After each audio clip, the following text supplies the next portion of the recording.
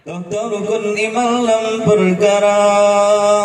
yang pun dapatina tanah pada Allah, kedua dapatina Rasulullah, kedua dapatina malaikat, keempat dapatina kitabullah, kelima dapatina orang kiamat, keenam dapatina untung baik, untung jahat, bahadarat pemilik.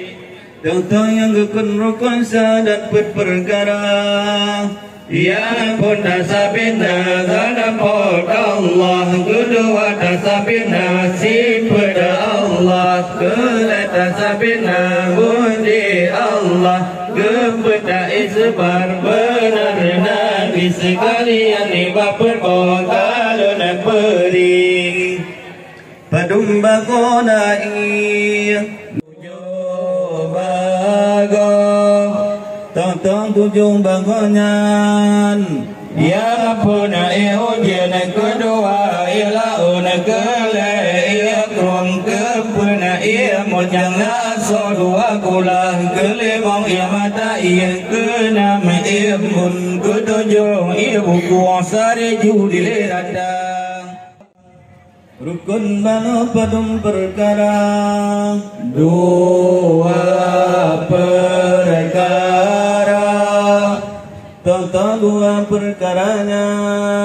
ya pun tani nabapun bersatu kata kedua tara mana ia suci rukun banu padum perkara dua perkara tentang dua perkaranya ya pun tani nabapun bersatu